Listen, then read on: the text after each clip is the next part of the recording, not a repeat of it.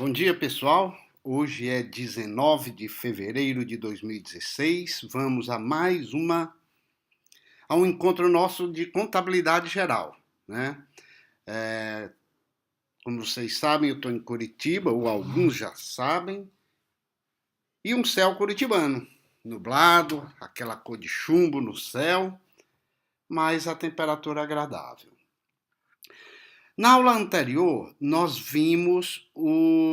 estávamos vendo o patrimônio, né? A composição do patrimônio de uma empresa. Patrimônio.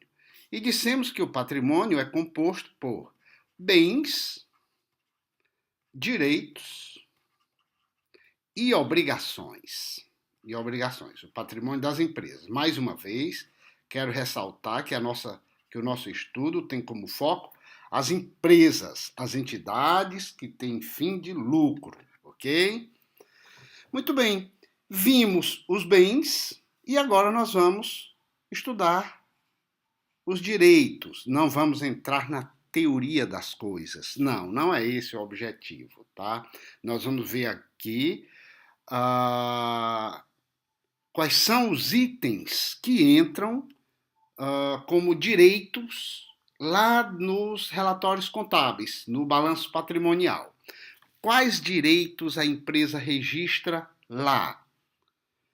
Quais são os direitos que uma empresa tem?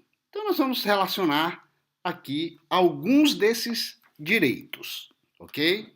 Então, nós temos duplicatas a receber. Isso é um direito.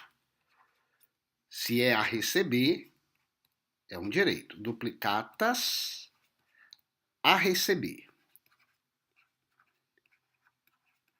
Outro, promissórias a receber. Promissórias a receber. B.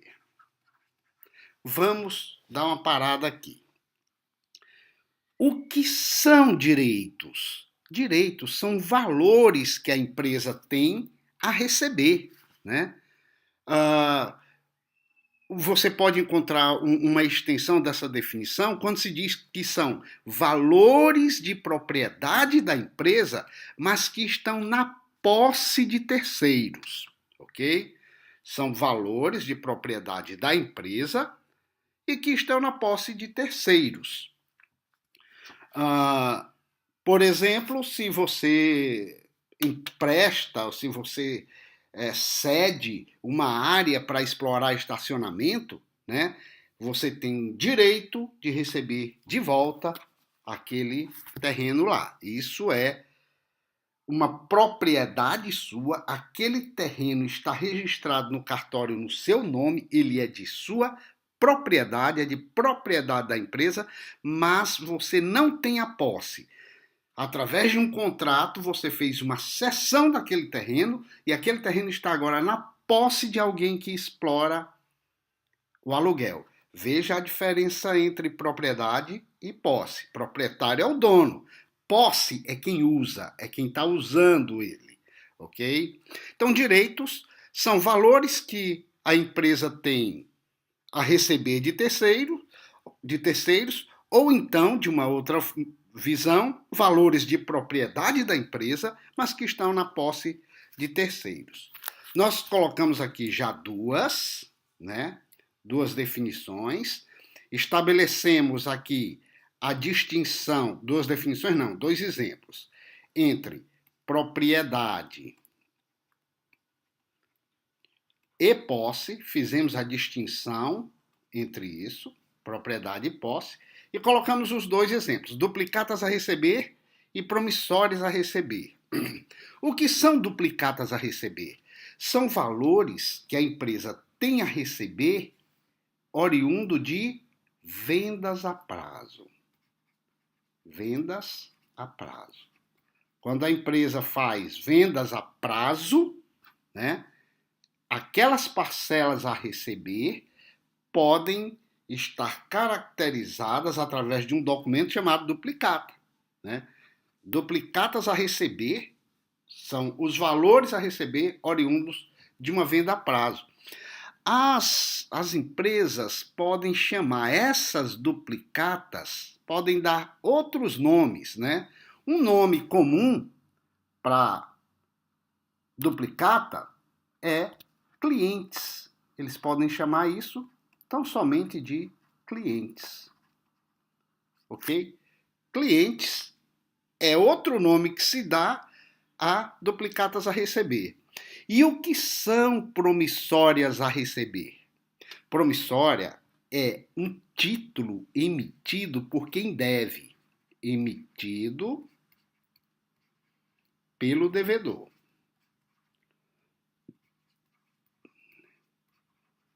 Se a minha empresa te empresta dinheiro a outra empresa, aquela empresa que está tomando dinheiro emite uma promissória, ou seja, um compromisso, uma promessa de pagamento, tá? E ele aceita pagar aquilo.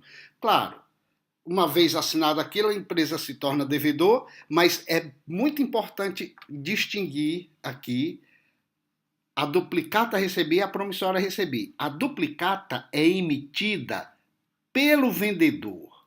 Emitida a duplicata pelo vendedor. Duplicata a receber, emitida pelo vendedor. Se eu te vendo a mercadoria, eu emito a duplicata e você se torna meu devedor. É emitida pelo vendedor ou emitida pelo credor. Eu sou seu credor, eu te vendi a mercadoria. Estou dizendo eu, não eu pessoa, mas eu, não eu pessoa física, mas eu pessoa jurídica, eu empresa. Já se eu te empresto o dinheiro, você emite a duplicata, é emitida pelo devedor a favor do credor. Desculpe, a promissória é emitida pelo devedor em favor do credor. Beleza? Então, nós temos aqui dois exemplos, já destrinchamos bem esses exemplos, duplicatas a receber ou promissórias a receber. Outro exemplo mais simples e fácil de entender é o de empréstimos a receber. Se eu emprestei dinheiro a você, não emiti a promissória, tá? Foi apenas registrado um empréstimo, você assinamos um contrato, mas não emitimos promissórias, eu vou registrar na minha contabilidade, se eu emitir promissória, eu vou registrar a promissória a receber. Né? Empréstimos a receber. Tá? Se eu fiz um empréstimo, né, para a sua empresa, eu tenho um empréstimo a receber. Você vai me pagar. Vou registrar na minha contabilidade isso como empréstimos a receber. Isso não há dificuldade em entender esse aspecto. Vamos continuar com direitos, mudar de página, vamos ver mais outros direitos, ok? Agora vamos ver dividendos a receber. Ó. Tudo é a receber. Dividendos a receber. O que são dividendos? Dividendos são distribuição de lucro, né? Distribuição de lucro. Por exemplo, esta empresa, empresa A, compra ações da empresa B, compra participação na empresa B. Ela mandou dinheiro para lá e recebeu de volta um papel. Esse papel, ou vários papéis, né? São ações, ou seja, ações são títulos de propriedade de partes de uma empresa. Então, essa empresa aqui, vamos supor que ela comprou 10% dessa outra empresa, comprou do valor dessa empresa, né? Comprou 10% das ações dessa empresa. De todas as ações emitidas, ela comprou 10% das ações. O que isso quer dizer? Que quando essa empresa apurar o seu lucro, 10% deste lucro ele vai para lá. Nós vamos ver mais tarde que o momento de apurar o lucro é normalmente o final do ano. No final do ano a empresa apura o lucro, mas está na legislação que essa data é estabelecida pela própria empresa, o momento de apurar o lucro. Mas, em geral, aqui no Brasil, é 31 de dezembro. Nos Estados Unidos é 31 de janeiro, que eles colocam todo aquele movimento de final e início de ano no balanço dos últimos 12 meses, que vai do mês de fevereiro do ano anterior a janeiro do ano atual. Mas aqui no Brasil é o ano cheio, é o que a gente chama de ano calendário. A apuração do lucro aqui das empresas no Brasil, em geral, vai de janeiro a dezembro, ok? Então, quando a empresa B apura o lucro, 10% do lucro vai para essa empresa. Então, no dia 31 de dezembro, essa empresa apurou seu lucro. Vamos supor um lucro de 1.000.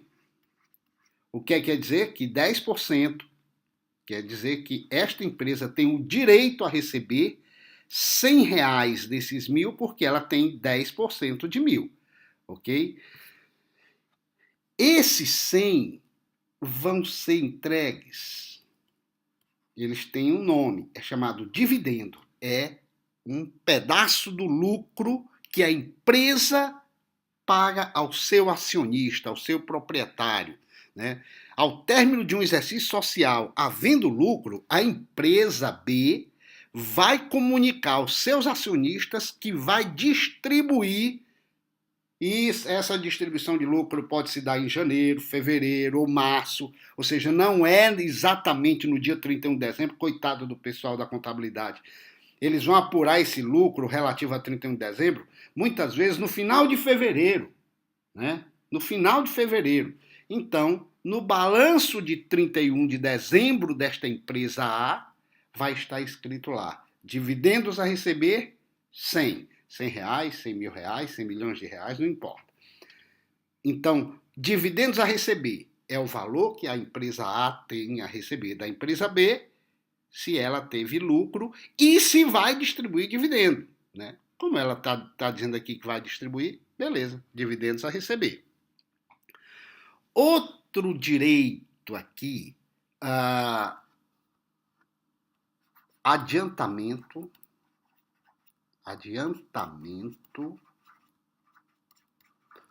a fornecedor.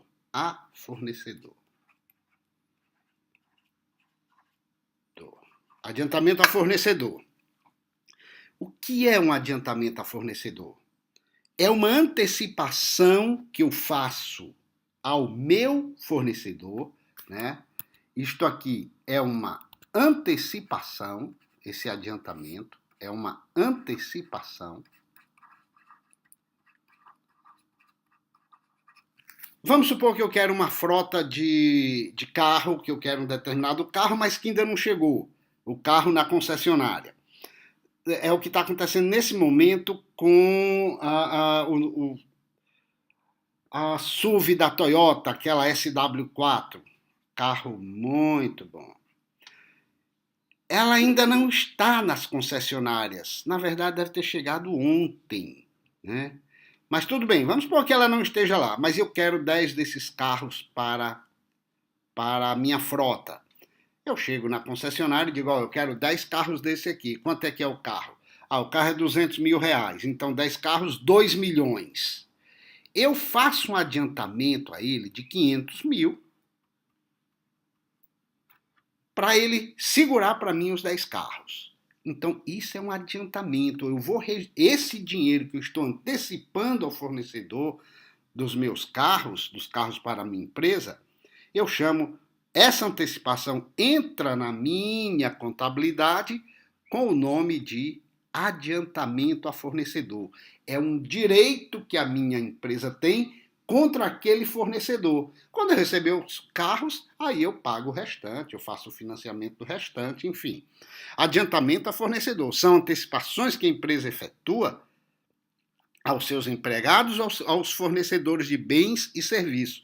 Por exemplo, o vale que a empresa dá lá ali pelo dia 20. Dia 20. Isso é uma antecipação de salário, né? Isso é uma antecipação de salário. Eu não vou chamar isso de adiantamento de fornecedor. Eu vou chamar isso de adiantamento de salário.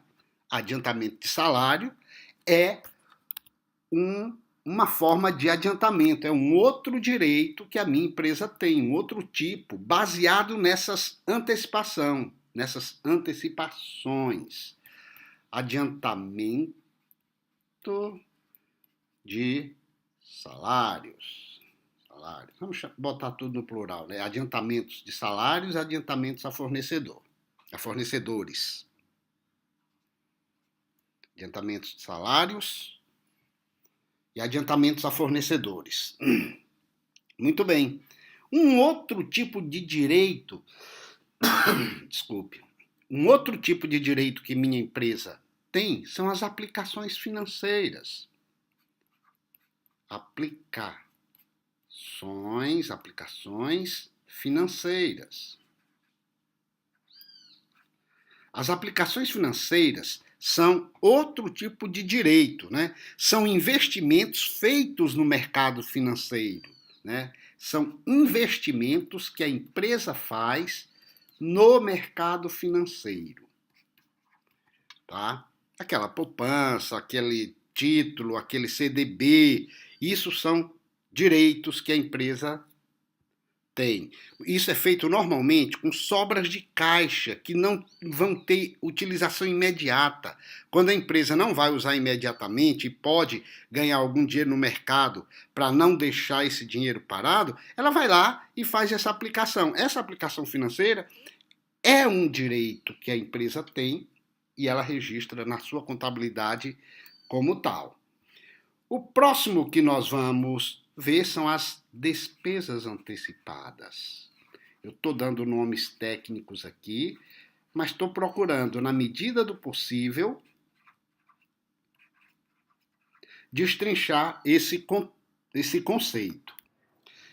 Despesas antecipadas ou também pagamentos antecipados, né? Ele vai receber esse outro nome de pagamentos antecipados. São gastos, né? Gastos que a empresa efetua, adiantamento de valor também, é um adiantamento de valor, a fim de garantir um serviço por um determinado tempo. Então, esses pagamentos antecipados, essas despesas antecipadas, é normalmente para garantir um serviço.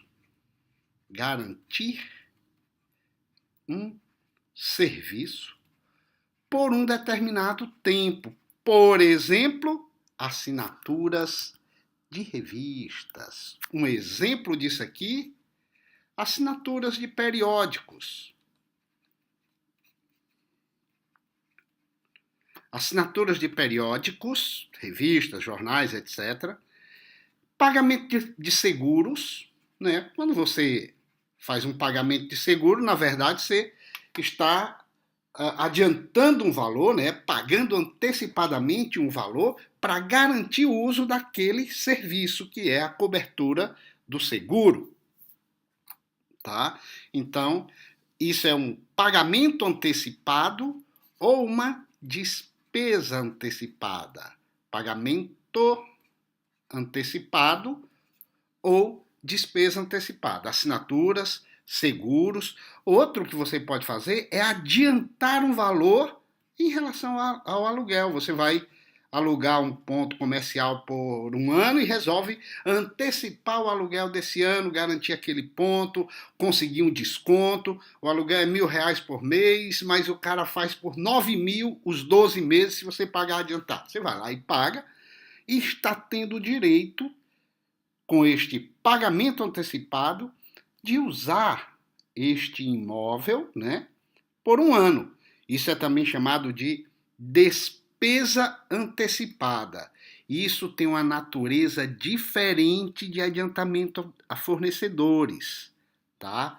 O adiantamento a fornecedores é uma outra natureza. Isto aqui, adiantamento a fornecedores e adiantamento de salários, é para você conseguir um produto ou um serviço que está sendo utilizado na sua empresa. Por exemplo, quando você vai adiantar para a aquisição daqueles carros, estes carros vão ser utilizados na sua empresa, vão deixar uma substância dentro da sua empresa, essa SW4, né? Você está fazendo o adiantamento para adquirir este patrimônio, tá? Para adquirir este ativo. Isto aqui é um ativo.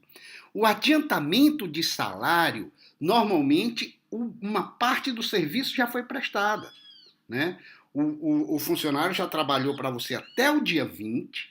O que você está fazendo é antecipando algo que você vai ter que pagar lá na frente. O serviço já foi prestado. Aqui nas despesas antecipadas foi prestado nada, né? Você vai vai contratar uma assinatura de jornal, você ainda não recebeu nenhum jornal, você ainda não está coberto pelo seguro, você ainda não usou o aluguel do imóvel, você está pagando antecipadamente por uma despesa futura. Aqui você está pagando antecipadamente, não por uma despesa, mas para adquirir um bem, né? Um bem. Ou também um serviço, né? Tá ok? Então, aqui no caso da SW4, adiantamento a fornecedores vai te trazer um bem para o teu patrimônio. Adiantamento de salário, você está cumprindo parte daquilo que já foi executado. Tá? O empregado já trabalhou do dia 1 ao dia 20, você está pagando uma parte e você muitas vezes nem paga esses 20 dias, você paga lá o equivalente a uma semana de trabalho. Mas aí quando chegar no final do mês você completa o pagamento. Veja a natureza diferente entre adiantamento da fornecedores, adiantamento de salários e despesas antecipadas ou pagamentos antecipados. Despesas antecipadas ou pagamentos antecipados vão sempre se referir a um pagamento para usufruir um serviço no futuro. Assinatura de jornais e revistas, seguros, de cobertura de seguros e aluguéis. Tá joia? Você pode também pagar por contrato de publicidade, né? Você quer garantir 10 inserções por dia durante uma semana, durante um mês, né? Você vai e paga adiantado aquilo ali para usufruir aquele serviço ao longo de uma semana, ao longo de um mês, ao longo de um ano. Você está pagando antecipadamente por algo que você ainda vai receber na forma de serviço, ok? Essas são as despesas antecipadas. E, por último, eu quero trazer para você, eu vou virar essa página aqui, e um último direito, quero comentar um pouquinho aqui, tá? São impostos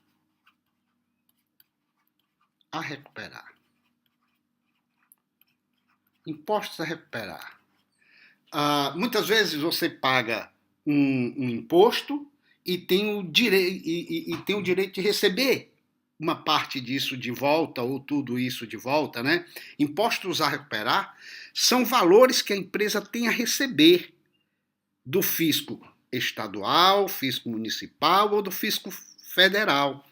Esses direitos são oriundos de valores pagos a maior ou pagos indevidamente.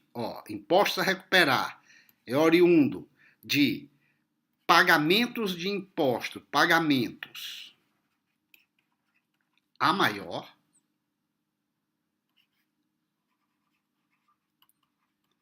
você tinha que pagar um determinado valor e pagou mais do que esse valor.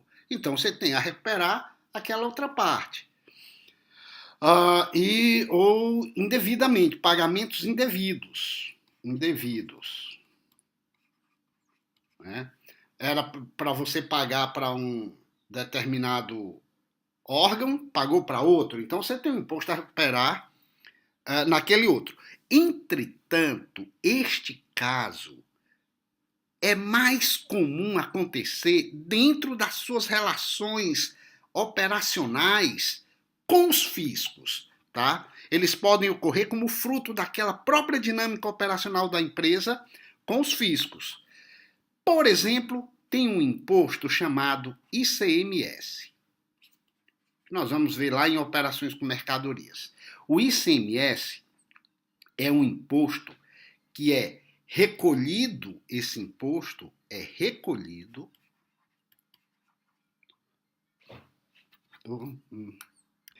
Desculpem aí, eu tive que sair correndo, o telefone tocou, mas é isso, vamos lá. Estava falando do ICMS como um tipo de imposto a recuperar, não é?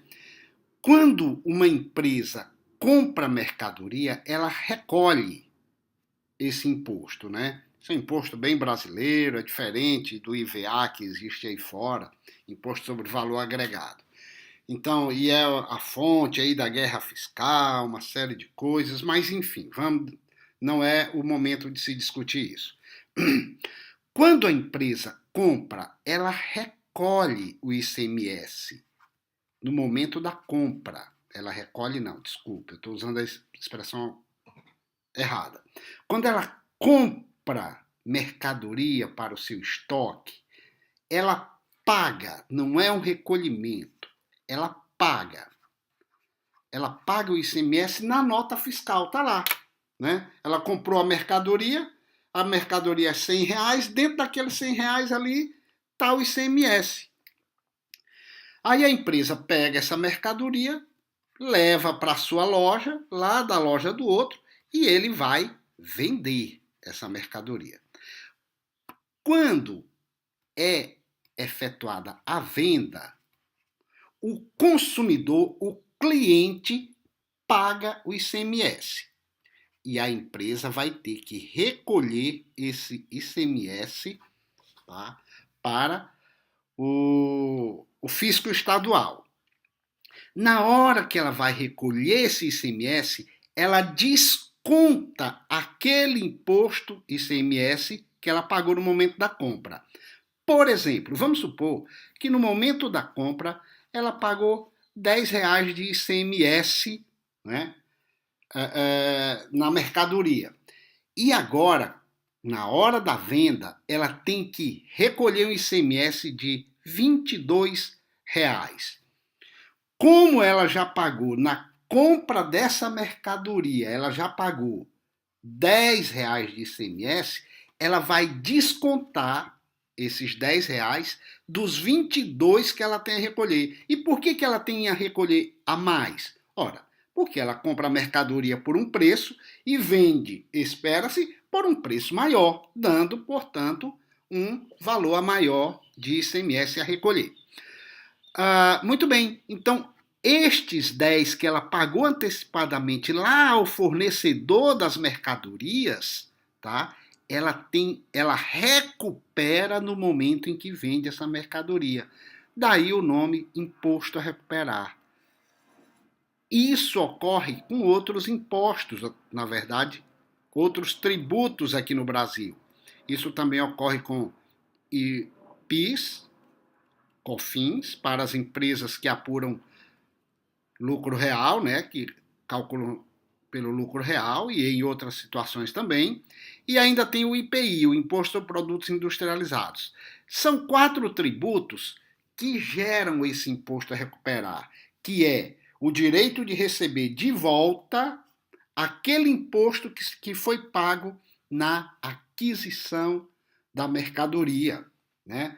E ela recebe isso de volta. Não é que o governo entregue o dinheiro para ela, ela simplesmente desconta do valor que ela tem a recolher pelo momento da venda. E se ela tinha 22 a recolher, mas já tinha recolhido antes 10, ela vai recolher somente 12. Esse é o imposto a recolher que ela tem. Recolher. Ok? É isso. Vamos terminar aqui a parte dos direitos e no próximo bloco a gente estuda as obrigações. Então, nós vamos já começar com o estudo das obrigações. Como nós vimos, o patrimônio das empresas é composto por bens, direitos e obrigações. Já vimos os bens e os direitos. Agora vamos ver as obrigações, ok? E então, o que são obrigações? Obrigações são valores a pagar, direitos são valores a receber, obrigações são valores que as empresas têm a pagar. E eles são bem parecidos na sua composição, né, com os direitos, só que no sentido invertido. Ao invés de receber, é a pagar. Assim, obrigações são dívidas, ou então compromissos que a empresa tem com terceiros. Ela assumiu isso com terceiros. Ou então são bens que são de propriedade de terceiros. Olha a expressão que eu estou usando. Bens que são de propriedade de terceiros e que estão em posse da entidade. Ela tem a obrigação de devolver isso a terceiros. Então, o que são obrigações? São dívidas com terceiros, ou são bens de terceiros que estão em posse, em poder da empresa. Exemplos de obrigações. Vamos mudar aqui para um amarelinho, ficar mais suave. Duplicatas a pagar.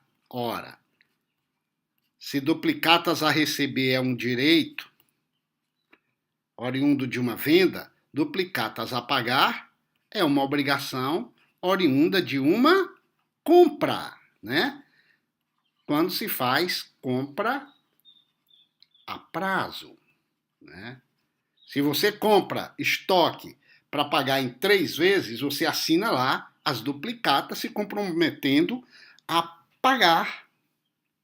Você assina as duplicatas emitidas pelo vendedor, se obrigando a pagar em 30, 60, 90 dias, ou outro prazo combinado, né, os valores estabelecidos nessas duplicatas. Então, nós temos também as promissórias a pagar. Você pegou dinheiro emprestado de alguém, né? Você tem essas promissórias a pagar. Você tomou dinheiro emprestado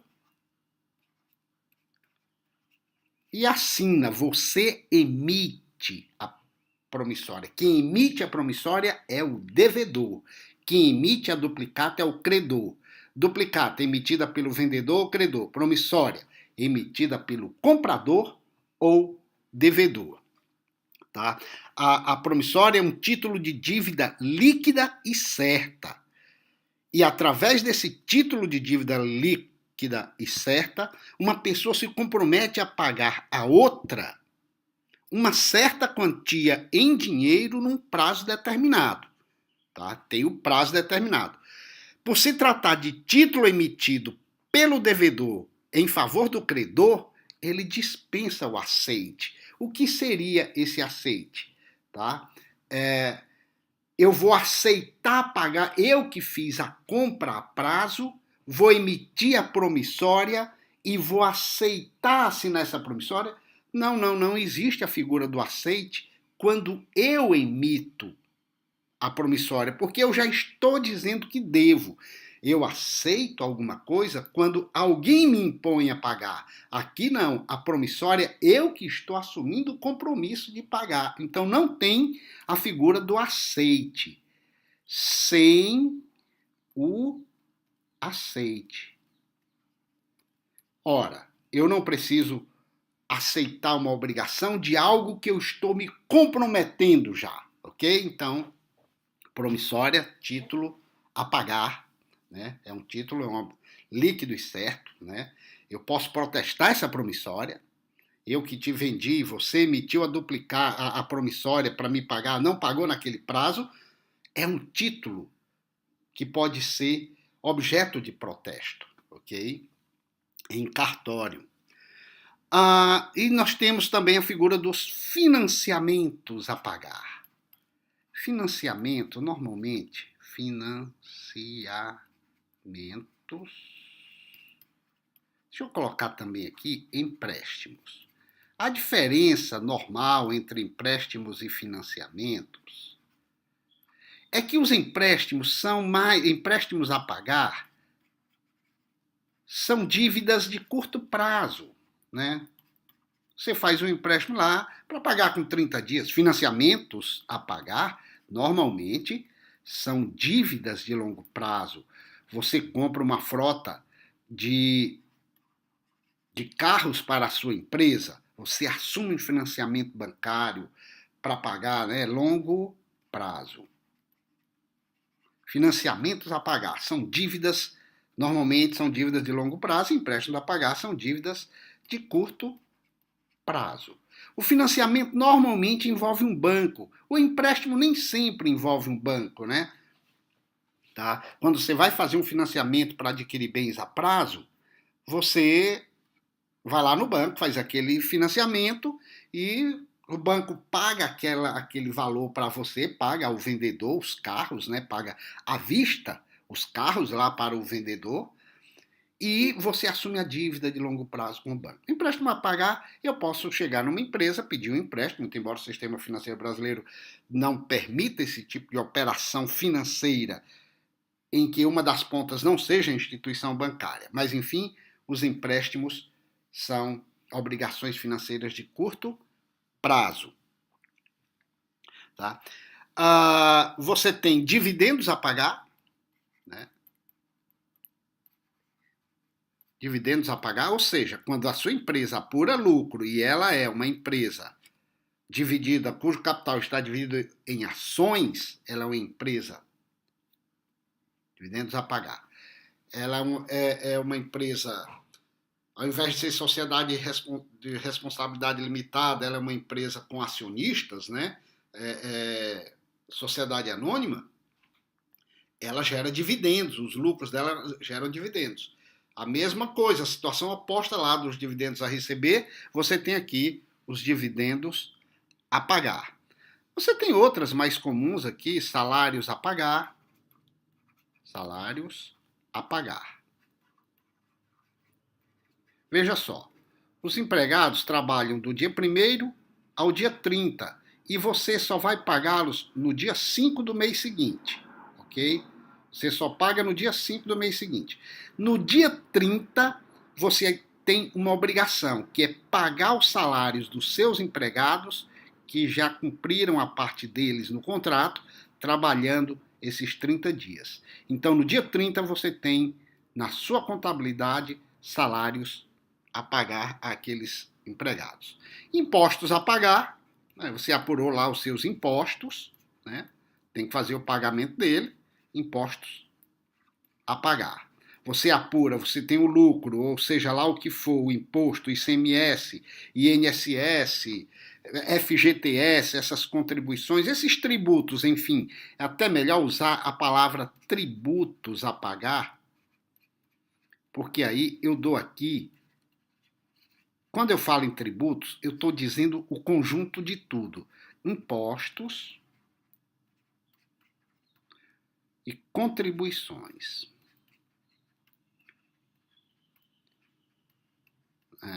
Os impostos. Imposto de renda, imposto sobre produto industrializado, imposto sobre circulação de mercadorias.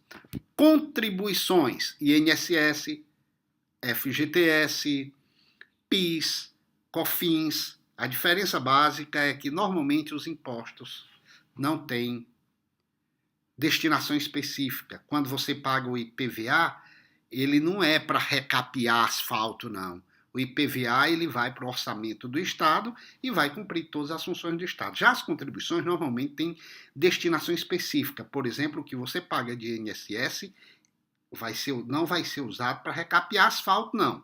Vai ser usado para as finalidades da Previdência Social. E pronto. Ok? E você ainda tem algumas taxas aqui, né? Que são pagas. Taxas do Detran, taxa de iluminação pública, tem um monte de taxa que você paga. Então, tributos é um gênero, né, dessas espécies. Impostos, contribuições e taxas. Beleza? E aqui você tem outras contas a pagar, genérico, né? Contas a pagar.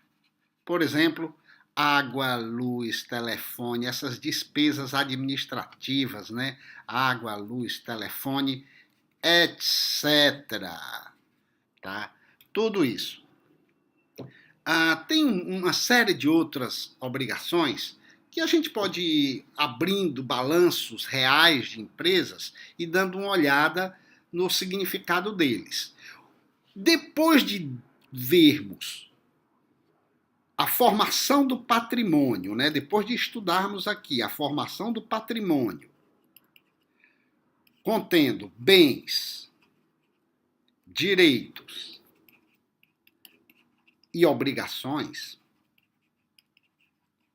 nós precisamos agora tratar isso, obrigações, vendo alguns aspectos do patrimônio,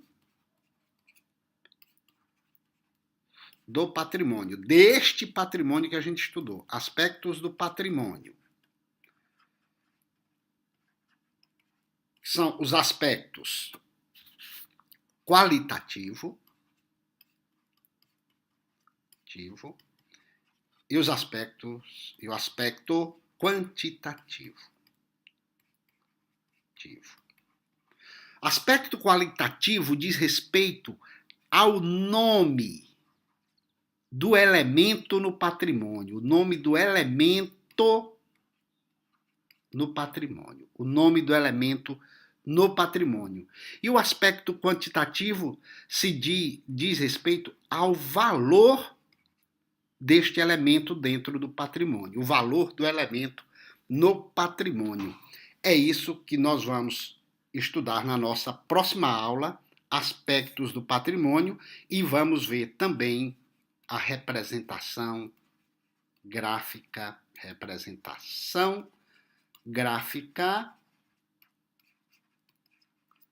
do patrimônio. Essa representação gráfica do patrimônio nada mais é do que colocar o balanço no seu relatório, colocar o patrimônio no seu relatório chamado balanço patrimonial. E aí nós vamos entrar numa área muito boa, que aí serão mais números, tá? Então, nossos próximos assuntos, aspectos do patrimônio, vamos discutir rapidamente isso e depois vamos entrar nessa questão da representação gráfica do patrimônio. Ok? Então é isso aí, terminamos aqui essa nossa aula de hoje. Se você gostou disso aqui, divulga, curte, entra, se cadastra, né? Para mim é importante que você se cadastre na minha página no YouTube. Dizem que isso é importante, nem sei se é mesmo, ainda nem fui atrás disso. Mas enfim, como dizem que é bom que você se cadastre, se você puder, tiver tempo, eu sei que isso toma um tempo danado e as pessoas não têm muito tempo para isso. Se esse assunto te interessa, se cadastra, porque uma das facilidades, uma das vantagens de se cadastrar é que sempre que eu publicar uma aula, você vai receber isso automaticamente, tá? E se o assunto interessa a alguém que você conhece, namorada, marido, esposa, filho, nora, genro, fala para ele da nossa página na internet. O nome da nossa página é Academia Nobre Silva. Basta digitar isso aqui no Google, Nobre Silva junto, hein? Junto. Basta você digitar isso no Google e você vai lá na nossa página e assistir nossas aulas sobre diversos assuntos. É isso aí, grande abraço e até a próxima.